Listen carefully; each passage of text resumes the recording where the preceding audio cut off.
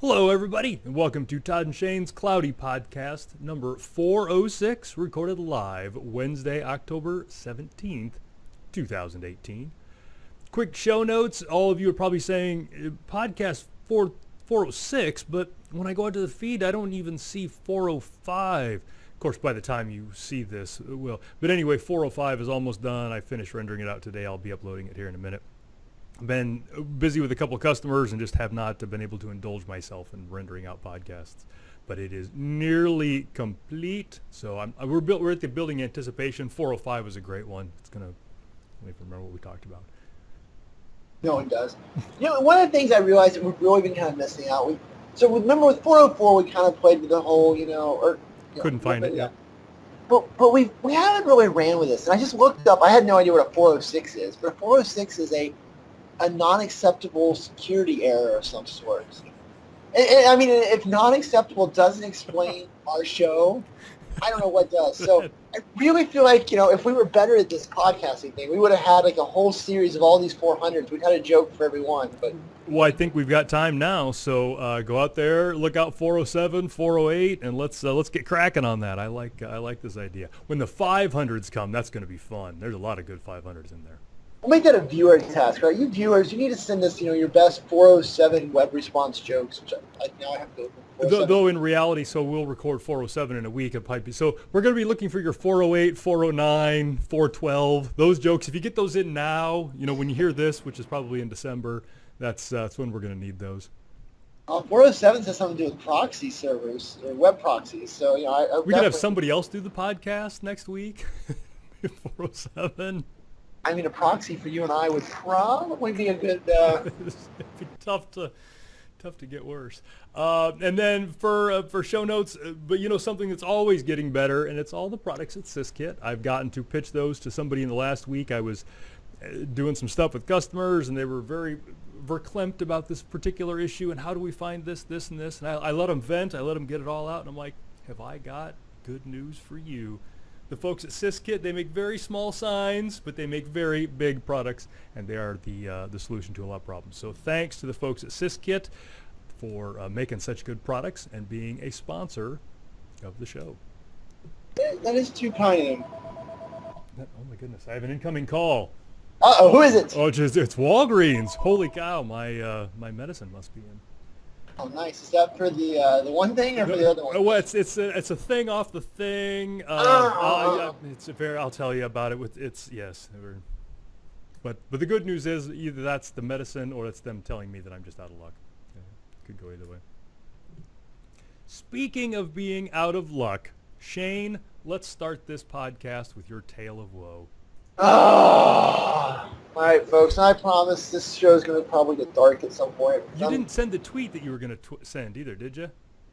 I did. Oh, you did? Okay, I didn't. Yeah, they've already replied and said DM me. I'm going to reply. Why? You just say no. Send them the tweet to the show. Get them in here. Here's your chance. If you will join us live for a press briefing, I will happy to share this for you. But all right. So one of the things that you guys all know is that Todd and I have been talking about cord cutting. Cord cutting. See? Too angry to even talk. Yeah. For a while now. And if you may remember from our earlier chats, right, the very first cord cutting service that I tried was Sling. Mm-hmm. I liked them. I wanted to work with them, but they, the way that their channel lineup did, it just wasn't the best fit for my region, right? I was like, their service is good. They're just, for my particular region, PlayStation Vue has the best channels available. The local channels, right? The ABC, NBC, that type of stuff. So that's what we switched to. Yeah, and before you go further, because I know this is going to go down a dark hole, I want to set this up and say that their coverage or lack of coverage for any of these providers is not their fault. So, as you and I discovered, a year and a half ago whenever we did this, the Sling's local coverage differs from YouTube's, differs from PS View's, and it differs from year to year as contracts expire and as companies figure out what they're going to do. Like Disney had a bunch of stuff on Netflix, and they're pulling that off because they're going to make their own. The other thing is the local stations. ABC, CBS, NBC, we'll go ahead and include Fox. They have different markets depending on where they're at. So there's this idea of owned and operated stations. They're licensed differently than other ones. So, I mean, it's this whole huge mess. And as much as we would love to hate on a particular, I can't believe Dish Network lost my CBS. Man, that is not Dish Network's fault. There are just greedy companies trying to maximize profit on every end of that. So we didn't go in, and I bring this up because we didn't go into this blaming any provider for any of these kind of things. It's just the way that it is, just how it is. So Sling is completely neutral on this going into this thing, yeah. Yeah, right, and that's why our advice has always been is you just need to figure out the list of channels you must have, Yep. and then you go and you do the trials, right? You figure out, does this one work for me, this one work for me? And so as we were doing, we did that, so I tried Sling, and to start a free trial with Sling, I think I had a 14-day free trial. You have to put in a credit card. Yep. That seems legit, no problem. So I put in my credit card. I tried it. It didn't meet my needs. No big deal. Again, not their fault. Not their fault. Nope. So I terminated my account. Okay. Right? Seems a reasonable thing to do. You tried the trial. Didn't work out. That's why the trial's there. Yeah. Yeah, they sent me an email that said, hey, sorry you terminated your account, but if you ever want to come back to us in the future, let us know. Cool. Yeah. And I remember talking to you about this because you switched over. Yeah. It's all no hard feelings. It's all good. So fast forward to last Friday, and I will go ahead and say something that probably makes Todd cringe, right? But I am not the best at checking my bank statements or my American Express cards for transactions and activity. Yeah, we're all guilty of that. It. I would judge you on it if I could, but But so for some reason, I was in there looking for something else, and I saw a charge from Sling at the top. I'm like, what the heck? I remember those guys. I used them like 8 months ago and canceled my subscription. Yeah, so American Express got a great little feature, search for Sling in your transaction history over the last 24 months. Can't say enough about American Express. We like them. Yes. And starting on December 4th, the day after I received the termination email confirmation, Sling has been charging me on the 4th of every month since. I'm like, that's pretty interesting. That seems an odd thing to do to somebody who canceled your service. Yeah. So I open up a little support chat thing. Person's perfectly nice. So yeah. Oh, no problem. We'll refund your stuff. Sweet. Cool. So, it takes 3 to 7 days, which we all know is a complete lie, but they like to hold on to your money for a little longer. When they're just pushing you off, hoping you'll forget. Yeah. So the refund post, I'm like, victory, this was solved, no big deal. And I'm like, wait, they refunded me $58.63. Right? Not exact numbers, pretty close. Yeah. So I get back home with support. I'm like, hey, you refunded October, but I need you to refund all the way back to December. September, August. Yeah, I got my 6-year-old out to start doing the months for them. And they're like, we can't do that. I'm like, okay. So they said, so send an email to escalations. So I sent a nice, polite email to escalations like, hey, here's the whole story. Pretty much what you guys did. I sent them a copy of the email. I sent them the posted charges from American Express. Nice, clean package, checked all the boxes. They just replied back and said, we can't find an amicable resolution of this, so no, we're not going to refund your money. But thanks. Let us know if we can help in the future. I'm like, what do you mean? I mean, can you explain yourself? Can you... At some point, one of the support people said, oh, yeah, well, someone used your account in, take a month. I don't know. March. Someone along the way. I'm like, how is it my fault that I terminated my stuff and you didn't turn off my account? And what I'm assuming happened is one of my kids on the Roku pressed on Sling TV, and apparently Sling TV just said, oh, hey, and let them right in. I mean, the onus was not on me to turn off my account once I had said terminate, and they said terminated. Yeah. It is not my job to go figure out everywhere that username and password was ever used and make sure that it doesn't work. Right? That's the whole point of terminating an account. Right. There's no reason for you to think that it should work because you're not paying them anymore. Yeah. So their response is just basically no explanation, no story, no justification, just no. So what is your next step then? Well, so one of my next steps was to have this little segment. Checking that off. Yeah, we're going to talk to him on social media a little bit. And I mean, because basically, right, I can't, if I try to take them to court, right, it's going to cost me more than $588.63 that they owe me. So I'm just going to, I guess, continually contact them until I feel like I've gotten $600 of their time out of it. I don't know what else to do. So Kyle in the chat room is asking why you haven't fought it with your credit card? So I reached out to American Express. This was what I was doing before Todd blew up trying to get the show hosted. And the credit card will basically only do 60 days. So I'll be able to dispute 2 of them. But I can't, American Express won't go back to December and do it. And what's interesting, so a little bad mark for American Express. On the site, it says, as far back as May, it offers me the option to dispute. But if you fill out the thing, when you get to the end, it's like, oh, you waited too long.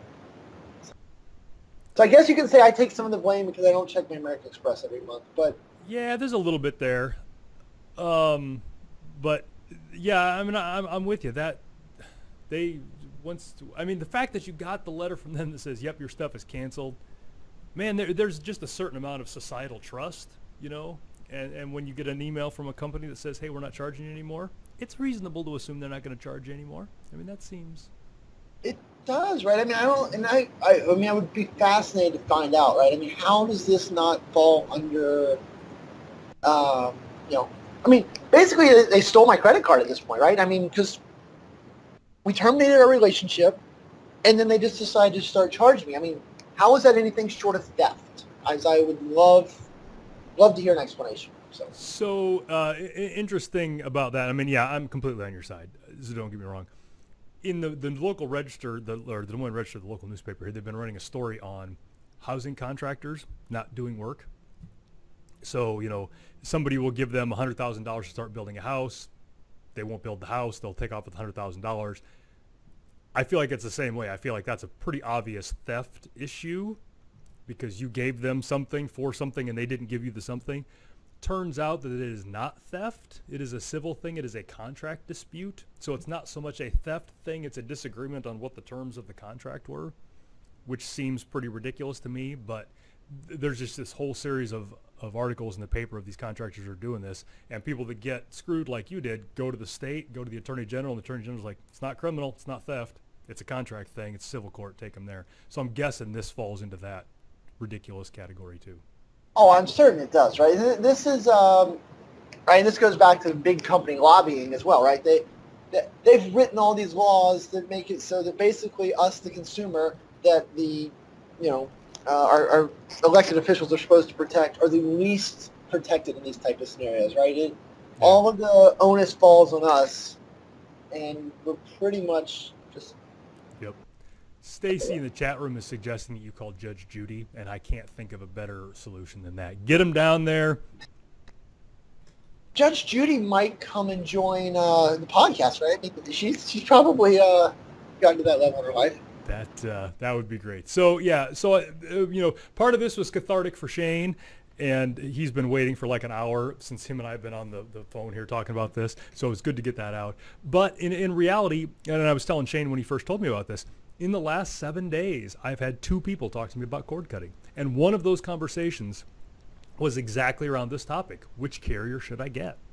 And had I known this, 4 days ago when I talked to that person, it would have been a very different conversation. So we mentioned this partially to let Shane vent some steam, but partially because we do talk about this and people ask us these questions. And now one of our answers will be, whatever you do, don't get Sling. And if you do get Sling, give them a disposable credit card. And if you don't give them a disposable credit card, check your credit card account with a fine-tooth comb every month for 8 months because those sneaky little devils are going to try to charge you. Yeah, right. I mean, and I'll be interested to see. So the escalation team, right?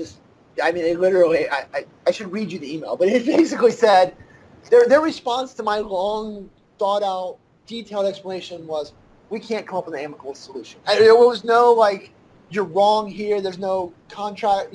Just nah. Yeah. So. Yep, you got us. We're not going to pay you. You're totally right. We're not going to pay you. But let us know if you ever want to give us money again. Yeah. Exactly. Well, yeah, it sounds like I'm a good customer. Yeah, one of the best. Yeah. So I look forward to the social media team. So they're a little more responsible. I think they appreciate more the fact that upsetting people like us who have a voice. Right, we have a small microphone, but very little. We have a microphone. What's that worth? Is our bad publicity worth $588.63? I don't know. Well, so we've got that. Let's talk about fun things. Let's talk about happy things. Let's bring the level of the show up for anybody that we haven't already lost with the last 15-minute rant here. Oh, they like anger. Angry Shane. So what are you doing now? Where are you at? What are you doing? So I am in an awesome hotel room. I got an upgraded suite because I'm important. In Phoenix, Arizona, for the Power User Summit. I don't know. Use the word Powers User and Summit in like different combinations. That's the thing I'm at. Okay. But it's a really cool conference. There's like 7,000 people here, and it is the accumulation of a Dynamics 365 business user group that has thousands and thousands of people. It turns out that Dynamics is a really popular thing. That's one of those things. I hear about it all the time, but it never really sunk in how popular it is. So that's good to have that reminded, I guess. Yeah. So they this year's the first year they bolted in Power Apps and Flow and Power BI, and the excitement in the air, just like I kind of keep bringing up, right? The amount of excitement around these products is just crazy. So I've been here. I did a session on Power Apps, SharePoint Flow. Yesterday, I got to do my first formal MC gig. I got to MC a panel with a bunch of Microsoft Smarty Pants. So then tomorrow, what do I do tomorrow? I got another couple of sessions, and then just getting to meet a lot of people, talking to a lot of people are still trying to figure out, hey, what is this Power Apps thing? Why do I care about it? Or the Flow thing, and trying to start to bolt these pieces together. But at the same time, they're seeing a lot of these people. They're like, yeah, I saw a session yesterday. I went back to my hotel room and I built an app, and you guys weren't lying, right? I literally am changing the way we work based off this 1 hour session. So it's pretty fun. It's an interesting time to be in the space. Well, that's good. So for those of you that have been following Shane and I's career for the past decade or however long it's been, Phoenix was the first place I believe that I flooded a hotel room and nearly killed Shane. I think that's where I started that trend. Oh, it was. And funny enough, I'm in the same hotel. Yes. And so, do you remember you took one of your profile pictures for a conference you were going to in Europe? Yep. At this hotel. So they've revamped that area. Apparently, after you sullied it, they didn't want anybody to see my picture, make that connection, so they tore it all down. But yeah, yesterday I was looking for somebody. I was looking for Ted Pattison's. Ted Pattison's here, right? He's doing a lot with Power BI right now. So I was meeting him for dinner, and as I was kind of walking in circles, I'm like, oh, that's where that one of Todd's early selfies was. So yeah, it was kind of fun. Yep. Oh, the good times of flooding the bathroom and not telling Shane so that, bleary-eyed at 7 o'clock in the morning. Yeah. But yeah, I would say this is one of those conferences that, I was skeptical about coming to, because I'm always skeptical about new conferences. I've been burned enough by those things. Yeah. But I'm digging it. I think the people that put the show on have done a good job. I think there's lots of good activity. They got a lot of big names in from Microsoft is really pretty heavily invested in it. So, the panel, we had Clay, who is the product manager for CDS and Power Apps. We had Weirzy, Kent, he's the smart guy in the Flow space. We had Brian Dang, who is just one of the coolest people you'd ever meet. Howie, who I'd never met before, but apparently he invented Excel and DAX and that type of stuff. I'm the guy that invented Excel. Maybe you've heard of me, seen my work. Yeah, and then Siva, who is kind of the godfather of Power BI. So, a lot of just heavy hitters running around here. Steven Siciliano is here. He's the head engineering dude for Flow. So, turns out he's a Tesla owner. So, I've always never been able to really connect with him. And then I was telling him about the flows I wrote to work with my Tesla. Yep. We're BFFs now. Yep. We might have made out a little bit. I don't know. Well, and that'll happen between Tesla owners. You have to spend a lot of time at charging stations. You get bored. Yeah. So a couple things. Number one, it doesn't like there's a lot of cool people there, so I have to wonder what the hell you're doing there. So that's a question. The Tesla stuff is fun. I think I emailed you the Teslafy thing. I've been loving that. So for any Tesla owners that are listening, you can go to a website, teslafy.com. And it's this great site that does the thing that I was trying to do. When Shane and I were doing the API stuff here a couple of months ago, we kind of had different goals. Shane's was to make an power app to control stuff. Mine was kind of to pull data and look at trends. And I lost Shane, but that's okay because I can do that. There we go. And so this Teslafy website is pretty cool. It pulls the logs and stuff off of your car, and then it tells you like how efficient your charging was, how efficient your trips were, and that kind of stuff. And I drove my Tesla for the first time in the cold, in the wind, coming home from Kansas City this weekend, which is our next point, and rolled into the charging station with 5 miles left on the battery. And I was expecting to roll in with like 100 miles left on the battery. So it was, then I looked back and my efficiency on that drive was like 63%. So, yeah. So that's great because that website's got all that stuff, and I can get the temperature and the wind. It's a lot of fun. So heads up while you're in that rant but that explanation that I actually wanted to hear for once. I was trying to listen to. We lost connection for a while, so Yep. just so you know. But yeah, the Teslafy seems like really interesting. I look forward to your report here in about another month or so. But Yeah. You will find the rude part of the whole Tesla ownership when it gets to be zero out. That battery Yep. doesn't do what it used to do. Yeah, and I mean, I've got friends in town. I've got friends that have had Tesla, so this was not a surprise necessarily, but I did not plan for it. So we were driving from Kansas City to Council Bluffs, which is 160 miles, something like that. And I was not really watching my charging because I knew it's like 160, 170 miles, and hit a supercharger. The other thing that I did, and I don't know if you've made this mistake or not, is not all Tesla superchargers are equal. And so Kansas City has 2 of them, has one in Independence and one in North Kansas City. And I'd been to the one in Independence a bunch. And I try to go to as many as I can. I take pictures every time I charge my car. I'm a real nerd. But I had some time, and I'm like, I need to charge. I'll just go to the one in North Kansas City.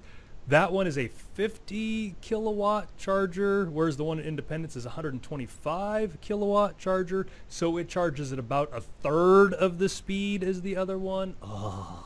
So whereas I was charging, 300 miles an hour or so at Independence, I was charging at like 100 in North Kansas City.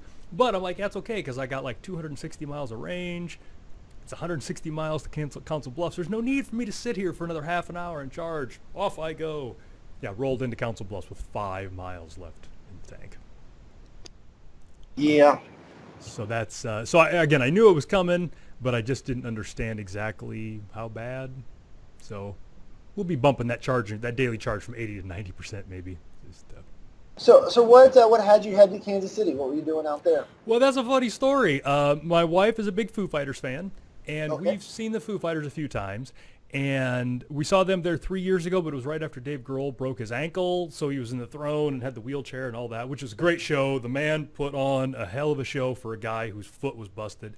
And if you haven't already heard the story, I won't bore you all with it. But the way that happened is he was like 2 songs into a concert in Sweden, fell off the stage, broke his ankle during the concert, finished the concert sitting on stage with a paramedic holding his ankle still so that he could go have it operated on right after the concert. I mean, there is nothing more metal than breaking your damn foot during a concert and finishing out the concert. So for that one, he got operated on. They skipped a couple of concerts because he was in the hospital, but then they finished the tour out and he had like a little boot that he wore, and then he made a throne that he sat in while he played. It was crazy. Anyway, so we saw him there 3 years ago when that happened. Wasn't at his top of his game. We saw him a couple years ago when they were in Des Moines, and he got cold that day. Still gave a hell of a show, but this was like our first time to see them when everybody was in good health. It was a great show. There's about 1 million videos on YouTube.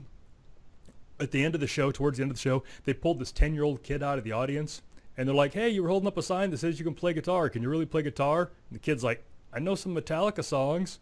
And so to give this kid a guitar, and he starts cranking out Metallica songs, and the band kicks in with him, and they gave him the guitar, and where my wife and I were sitting, I could see the stage. So him and his brother were sitting off the side of the stage for the rest of the concert, hanging out with the band. It's pretty cool. That was pretty cool of them. But anyway, so we get done with the concert, and then we had somebody watching the kids for the weekend. So we get back to the hotel room. It's like 12:30. My wife's getting ready for bed, and I'm going through Facebook, just kind of looking through, and I see Stacy Deer Stroll, I forget. I see her on Facebook, and she's like, hey, I'm doing a keynote tomorrow morning, but I'm not asleep yet. I need to whatever. And her location is Overland Park, Kansas. And I'm like, Overland Park, Kansas? That's just down the street. What is? Sure enough, there was a SharePoint Saturday in Kansas City that next day that I had just completely missed. So at 12:30, 1 o'clock in the morning on Saturday, I signed up for it, and I crashed SharePoint Saturday, Kansas City, 6 hours later, something like that. And it was a good time. So Mike Fitzmaurice was there, Jared Shockley was there, obviously Stacy was there. I'm blanking on her name. It does the Power Apps user group. Geez, how embarrassing for me. And I think I know what it is, but I don't want to mispronounce it. April Dunham was there. Just a whole bunch of people. So it was great. I just walked in, and when I walked in, I can't remember who it was at the desk. They're like, oh, and they go to get the name tags, and they walk over to the speaker table. I'm like, I don't have a speaker badge. He's like, why are you not speaking? And I'm like, because 7 hours ago, I didn't even know this thing existed. I'm a little behind the times. But it was a good show. So I got to hang out with some friends and sat in on a couple sessions. It was a good time. Nice. Well, that's pretty fun. You just kind of snuck that in your trip. And then if you do it correctly, you should now write off the entire trip to taking your wife to the concert, right? The hotel, the car, the travel, the food. That's all now business write-offs. It was. I absolutely handed out business cards and made business deals. Absolutely, without any wink, wink, nudge, nudge. It absolutely. Yeah. I wasn't wink, wink, nudge, nudging. I was on board. So. Yeah. So I did apologize profusely to the people at SharePoint Saturday, Kansas City, for not paying better attention and being a more active part of that, because they put on a great show. There's a bunch of people there, lots of great stuff, and I felt bad that I didn't support them better. Well, they should have, as longtime listeners of this show, they should have said, hey, why aren't you guys promoting us in the community corner? Yeah, well, and I did tell them, so I was talking to them, like, by all means, pester me about this in the future, and don't take, I didn't reply to you as an answer, just keep pestering me. I give you permission ahead of time. So, but that was a good time, so thanks to all those folks there. Yeah. Well, so speaking of thanks, we want to say thanks to our good friends at App River. Oh, we love App River. Dude, they're doing a great job helping us make this show possible. And I'd say they funded this wonderful room, yeah.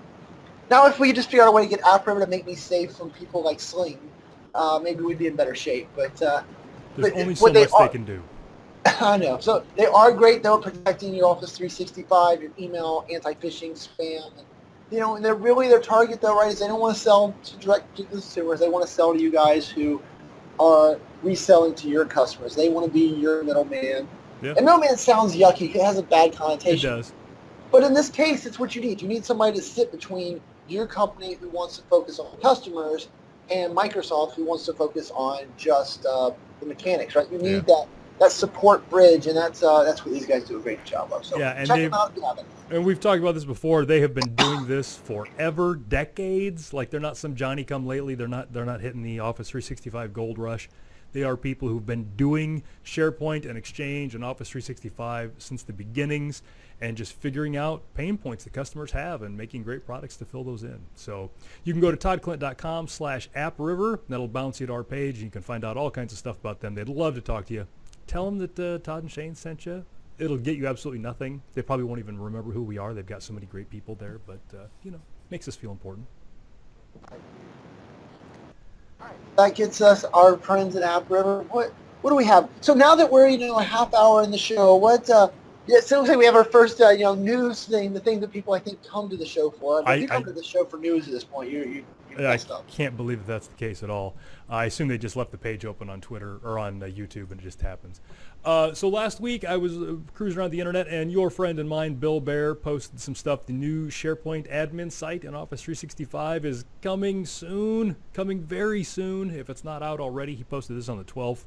That was 5 days ago. So so it might be out. But basically, they've been threatening for months now to revamp the SharePoint Admin Center in Office 365, and it needed it. It needed a fresh coat of paint, but also there's just a bunch of things you can't do there.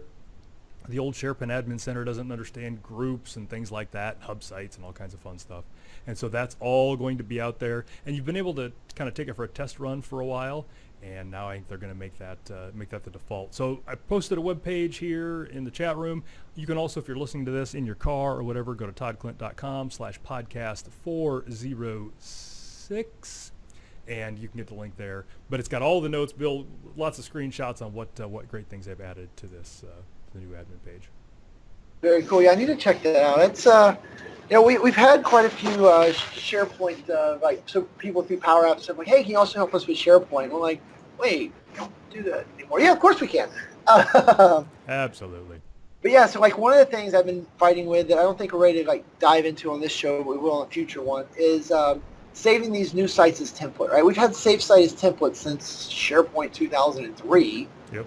And now all of a sudden it's gone in SharePoint Online, and so you have to. It looks like you have to do it with the PnP PowerShell, and it's more about like templatizing a site that you have.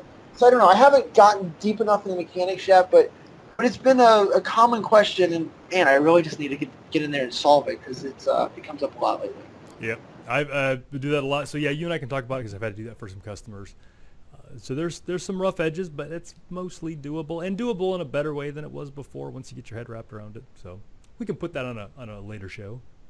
Yeah, it's just a little preview, right, of something Shane needs to learn about. So Shane's going to learn about, and then Todd and I will discuss, and you guys can mock me for not understanding it. Well, and that's fun because the next thing I have in the notes is what I call notes from the field. So just kind of stuff, things that I've been working with some customers on that I haven't blogged and don't know if I will blog, but just kind of little talking points that I didn't know immediately when the customers brought it up. One of them was a customer was asking me what happens to a user's OneDrive when you unlicense them. Not delete them. They still exist in AD. They still exist in Azure AD. You show up with people searches, but you've just taken their license away. What happens to their OneDrive? Because we all know what happens when you delete a user. Like that process is very well known. If they've got a manager, the manager gets an email and they can take, and it gets deleted after so many days. That whole thing is very scripted, very well understood. But what was not as well laid out is what happens if you don't delete them, you just take their license away. And turns out, both with some research and some experimentation on my part, I think the rule of thumb is unlicensing them, they are treated exactly the same way as if you delete them. So think of that as being the same. And I think as I was talking to the customer about it and as I was doing the research, it makes perfect sense. Each user gets a 1 terabyte OneDrive, and the way that disk space and all that stuff gets paid for is by that license. And so if you unlicense a user, Microsoft's just not going to give you that space anymore. And so that's kind of, I think, the rationale behind that. Now, the reason that this came up was because they had a user who had a very important / frequently used document that they had shared out of their OneDrive with some people. That person had been unlicensed, had moved on or moved to another part of the company or something. People kept still using that document, and then one morning it was gone. It wasn't there anymore. And so it took them a while, because the end users, they don't pay attention to that. They don't care where it's at. They've got a link. They open it. The file's there. It shows up in the recently used files all the time. They don't think about it. And so it took a while to track down what had happened. And they were like, well, we didn't delete this person. They're still in there. And so then I got to talk about, well, this is the life cycle of a document. Documents are born in OneDrive. They're a twinkle in somebody's eye, and you do some things, and then you move it to something else. And so it was a good discussion point.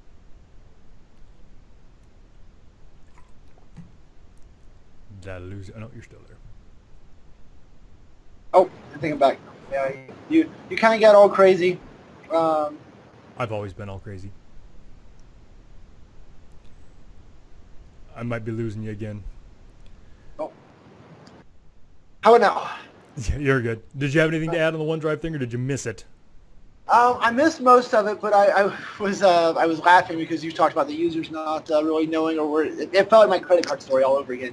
It was just going on in the background, and one day they're like, "Wait, that file's not there," and I was like, "Wait, there's a charge there." It's the same type of story. So Yep, and so Mark Chrisman kind of put it succinctly in the chat room, and this is why publishing a widely used document in OneDrive instead of SharePoint Online is a really bad idea. And that's, that's exactly it. So just keeping an eye on that. So that was one thing. Another one that was interesting was I'm rolling this out to a customer, and they're moving from file shares to SharePoint Online, and that is just a gigantic leap. That is just a huge jump in functionality and completely different environment. And so there's just a lot of basic questions because these people have nothing to build on top of. They've been using file shares forever. And one of the questions that came up was how they could figure out what sites they have access to. And this is something that has always kind of plagued SharePoint, and this is one reason we had subsites instead of site collections, because it was easy to discover things.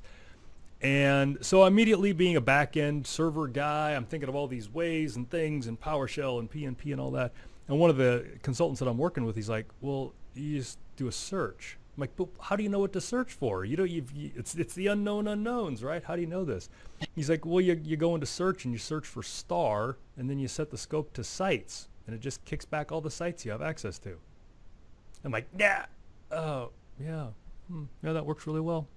So, once you've been in Office 365 and you start going to sites, they start showing up in the recent lists, and of course you can follow sites, so they show up.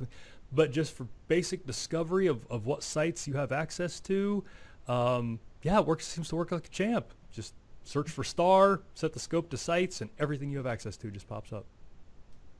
Nice. It's a nice little trick. And I'm like, how did I not? Why am I? Nobody tells me anything around here. Why am I just finding out about this? This is crap. If you'd get people to fill out their TPS reports. Goodness. So a similar one was, again, these users have not been dealing with SharePoint and all the amazing things that it does. There have been a bunch of documents that have shown up as checked out that people don't think about checking in and checking out. So then they open the document up, and then if the app doesn't catch it, then they try to save it, and they can't save it because Jimmy next door has it checked out. And so one of the quick questions that they had as they were trying to figure this whole workflow out is, how do I discover what documents are checked out? And these folks have document libraries that have thousands of documents in them. So scrolling through and looking for the little green arrow, not much of a solution. And so what I came up with was we just made a custom view. And when you make a custom view, you can say, show the checked out to column, because that doesn't normally show up. And then you can say filter by, is checked out to not equal empty. And then it shows you all the documents where checked out to is equal to somebody, and just shows up. And so then they can go through, click, discard, check out if it's somebody else's, check in if it's theirs. Now, the bad news with that solution is that it only is scoped at that document library level, so you have to reproduce that everywhere. It's kind of a pain, but for them, it worked.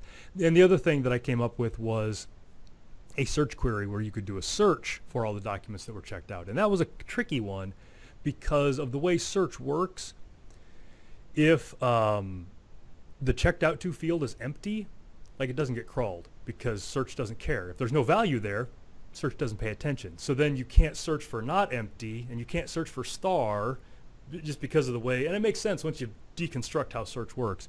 So what I ended up finding out with some help from some folks, Michael and some other folks, is that if you do a search for where checked out to contains membership, all of the users in the background say, membership, whatever, and so that will show you all the ones that have an active username in there. So then I could do a search term, and then that could be at the site level, and it would show you all the documents that were checked out.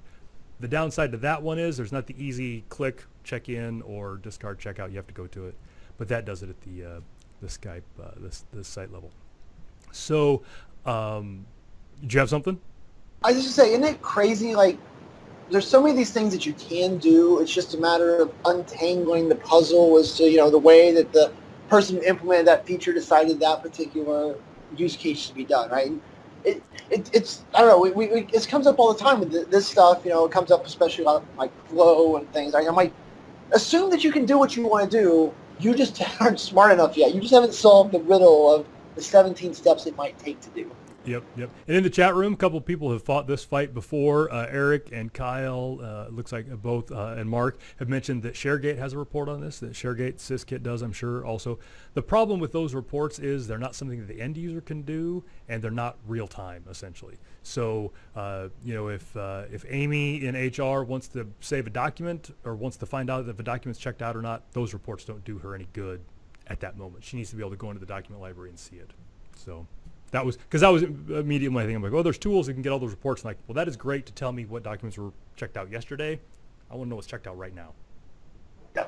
Another thing you might look at in the same space, I had notes from the field also in this kind of same thing, was I had a customer who, for better or for worse, mostly for worse, uses task list all over their SharePoint site. So they have literally hundreds of different task lists where they actually actively use and track tasks. Okay.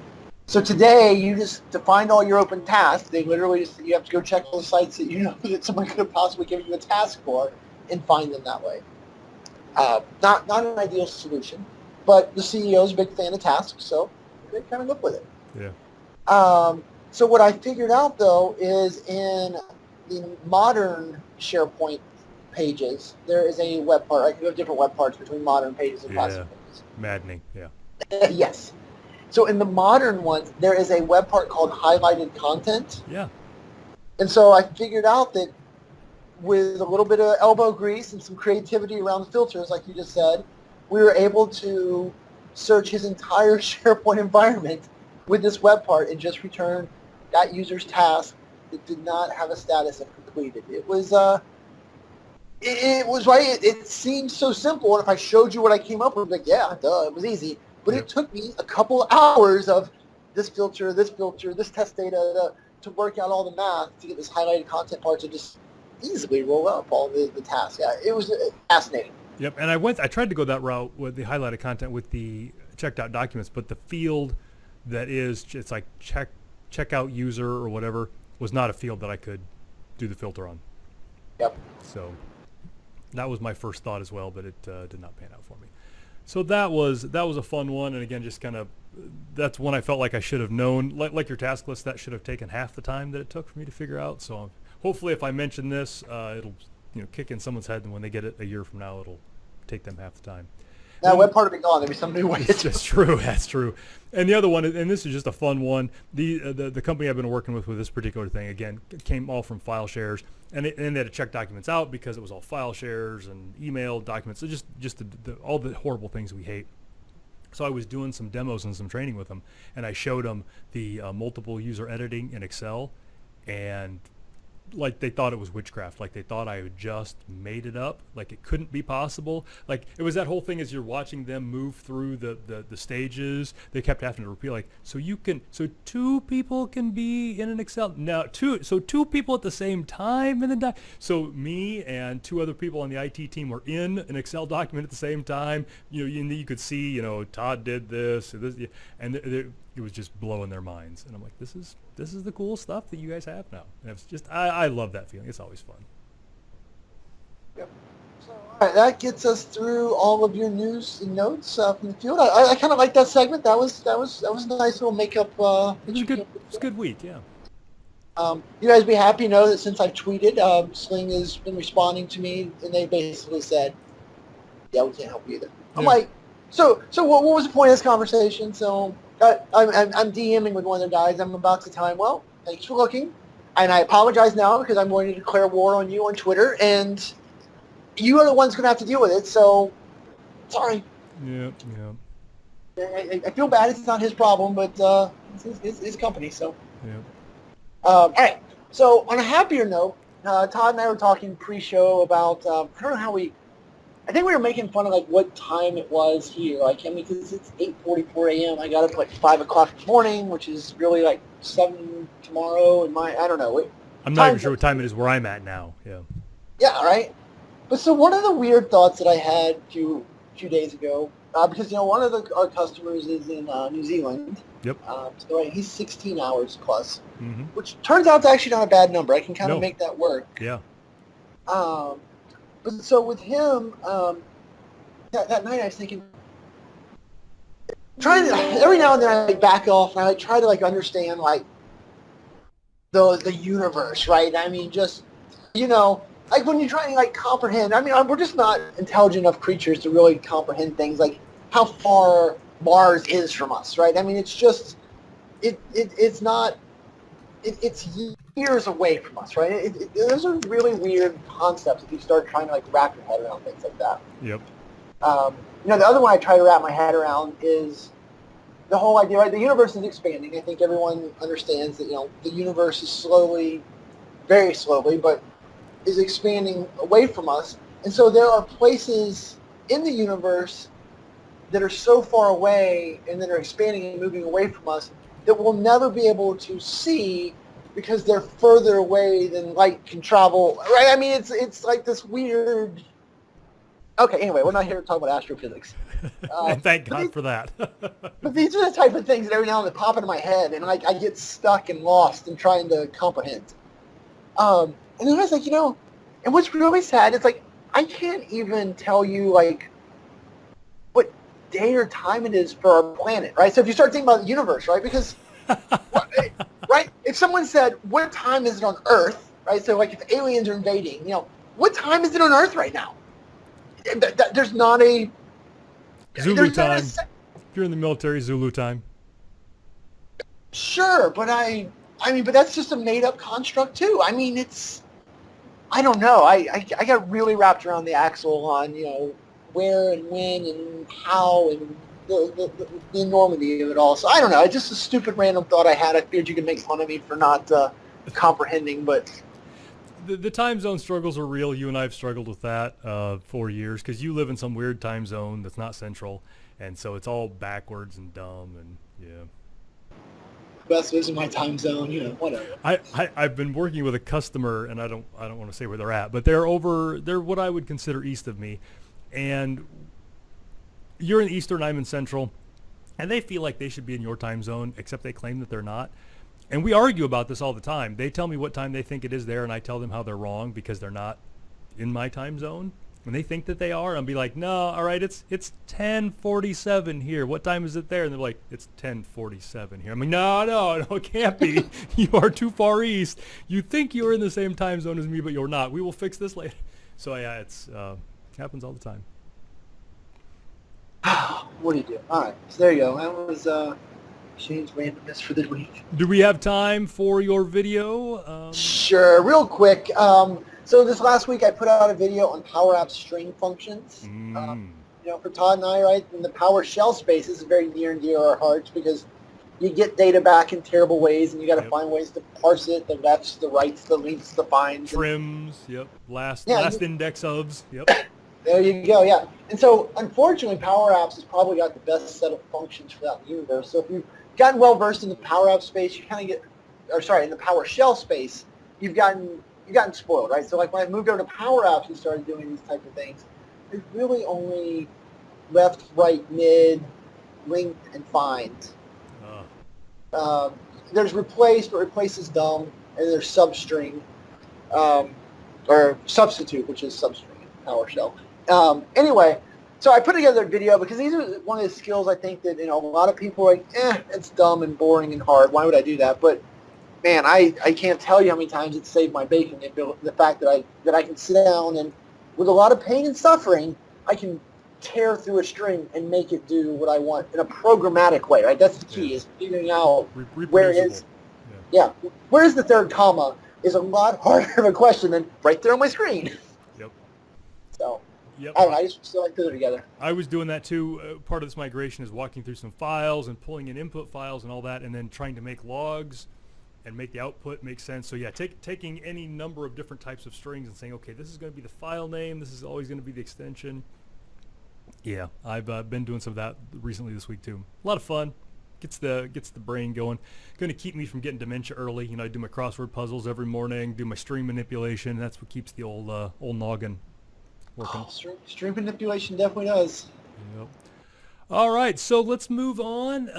We do the little thing we call Community Corner. We talk about different groups, and this week I wanted to highlight a group. A friend of mine stepped out, and you might know him too. Stacy Simpkins works at our old place, been a friend for a while. He has a Tampa Bay SharePoint user group, and they meet in Tampa, Florida, quarterly. Wednesday or Thursday, depending on what's going on. They probably won't meet, with Thanksgiving and those kind of things. But Stacy asked me to give him a shout out on the show, and I said I would be delighted to. And if you're in the area, you can go to tbspug.com, Tampa Bay SharePoint User Group.com, and tell them that we sent you, and give them a little love. I don't know if they're looking for speakers or just people to show up and hang out, but you can go to their website. Tell Stacy hi for me. He's a hell of a guy. Written some fun books, just fun to talk to. So. Happy to hear from him. Cool. Yeah, I found out this week that Tampa Bay's got a pretty vibrant Power BI, Power Apps and Flow user group kind of story going on down there too. Awesome. So Tampa Bay is apparently a hotspot for user groups. There we go. Did I flood any hotel rooms in Tampa Bay when we were down there? We stayed in separate rooms that trip, so. Yeah, we always stayed at a really nice hotel down there, so maybe not. We have other stories from that we can't tell on the podcast, but that. Well, having dinner with Ted last night, though, I got to rehash a lot of those. But, and you weren't there the very first time I ever did a class in Tampa. They have this party district called Ybor City. It's like mini New Orleans. What do you call that? Like the Bourbon Street. Oh, gotcha. Kind of the same setup, same thing. And so the very first time I taught a class down there, the place that I taught at was like one block removed from that. So the hotel I stayed at was there. And it was, it was cooler and hipper than I was. So I just stayed in my hotel room with the door locked. Most things are. So, all right. Just a reminder, October 24th, we've got the launch of the Power Apps and Flow Cincinnati user group. Myself, Todd Baginski, and the infamous Brian Dang from Microsoft will all be there to help kick this thing off. So very excited about that. Yeah, don't pull anything dropping names there. I'm just saying. I can't help it. My user groups are cooler than you. Yes. Yep. And then, a week from this Friday, I'm teaching an admin workshop in Omaha. There's still some seats available for that. I talked to the guys that set that up this morning. We got a couple of seats left. You can go out there. I've got a blog post on it also, but you can go out there all day. We're just going to sit around. We're going to talk about on-prem SharePoint. We're going to talk about SharePoint Online, admin things. It's going to be a good time. It's at the Microsoft office there in Omaha, October 26th. So go ahead and sign up for that. And that's sneaking up when you just reminded me. Yesterday I had my first session for this conference, and I was sitting at breakfast, and I opened up a blank PowerPoint, started writing it. And Daniel was sitting there with me, and he kind of freaked out a little. He's like, I might have been done for a month, and I've tweaked them 17 times since. I was like, yeah, Todd and I have this dynamic. Todd likes to prepare and know what's going on and be really thorough, and I like to just show up and do stuff. And so if you're going to hang around me in this space, you just need to accept that the morning of, I may not have the presentation, but it'll work itself out. It's a good balance. You and I come at that from completely different angles, and somehow it works. So I can't complain. Yeah. And Daniel didn't have to risk his life and be on stage with me. So I think that's why he was mostly okay with it. But I just made sure he understood that this wasn't an anomaly. Nope. Yeah. The session that I'm delivering tomorrow, I don't even know that part of the tech yet. So maybe figure it out at some point. Situation normal. So then SharePoint Saturday Cincinnati is October 27th. I will be doing the same session that I just made up yesterday. I'll be doing that at SharePoint Saturday. So you'll be the second audience to see it if you come check that out. But that'll be a lot of fun. Oh man, I'm still up. You are. There's also in November we are doing a Power Apps and Flow training with Power Apps 911. I'm going to be teaching a live course on. There's like a one-day class that is kind of helping you if you've never done anything with Power Apps or Flow, and then there's a 4-day class which is more around, hey, I kind of have done this before, but I don't really know what I'm doing.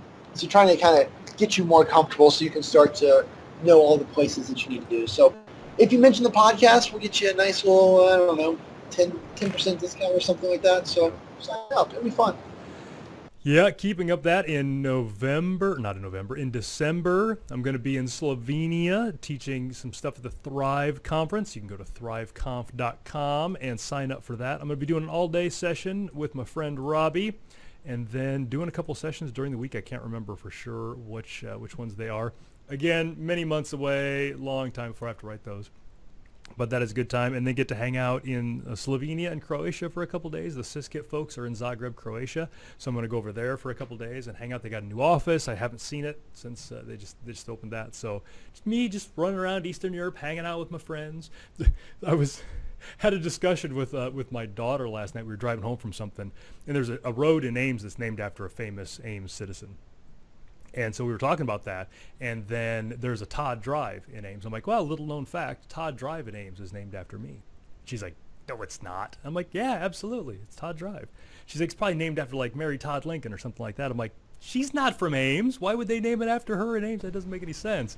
She's like, well, like nobody in Florida knows who you are. I'm like, oh yeah, people in Florida know who I am. And she's like, name one person in Florida that knows who you are. I'm like, Randy Driscoll. She's like, well, name another person in Florida that knows who you are. I'm like, Andrew Connell. She's like, well, name a kid in Florida that knows who you are. I'm like, Ben Ross.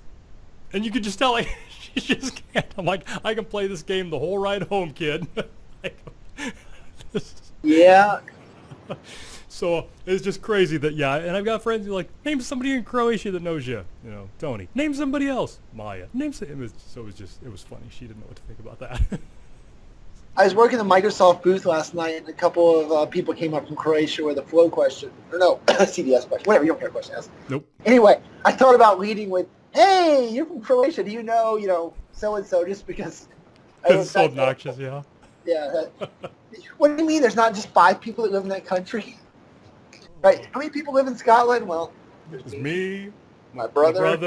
We're going to be here all night.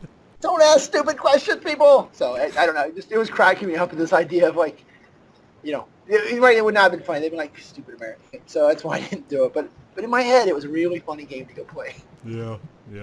We got one more on the promotion list. Yeah, North American Collaboration Summit, right in good old Branson, Missouri, whatever that is. I still don't know how I get there. I think there's a horse buggy carriage that goes on there. I don't know. It's very charming. Good antiquing down there. Very charming. So I will be out there. That's in March. I'm doing a session on Power Apps and Flow and all Azure SQL stuff apparently. And I'm still waiting on Todd Quinn to get confirmation that he's going to do a session out there also. I need to email Mark Rackley. He's probably forgotten all about me. He's given up on me, I'm sure. Yeah, so you can play the game. Name someone you know that's from, is he from Branson or is he from... He's from Arkansas. He's from around there. He doesn't live right in Branson, but he's... That's what I thought. I was going to say. I know he's a big Arkansas Razorbacks fan, and every week when they find a new way to lose, he cries a little. So speaking of that, I was watching some coverage of the Dolphins-Bears game over the weekend, and one of the guys said, the Dolphins were doing their damnedest to give the game to the Bears, but the Bears wouldn't take it. And I'm like that is a great explanation of how that game ended up. Well, and I would like to point out that was a kind person and did not bring up the certain game that happened, so we're not going to talk about that. Yeah, I appreciate that. Still dark days here. Yeah, and I told the kids about it the next morning, and I'm like, the Chiefs lost on the last play, like 4 seconds left in the game. I mean, it was very sad. But all right, folks. With 58 minutes, I think we're good. I don't know if you got much. So thanks, everybody. I will get 4:05 out here within the next couple hours. I got to go eat me some lunch. And but then Shane will be back. I think we're both in next week, I think. My plan is not to travel the rest of the year. So that is, my fingers are crossed that works out like that. But that is my plan. All right. Well, hopefully so. So we will see you all next week. And if you're still listening, you're a saint. If you got a user group you want us to promote, by all means, let us know. Conferences, whatever. We'd love to help. So, all right, everybody. You have a good week. Shane and I will talk to you later. Go knock him dead. Go write that presentation for goodness sakes. All right. Tomorrow. See ya. See ya.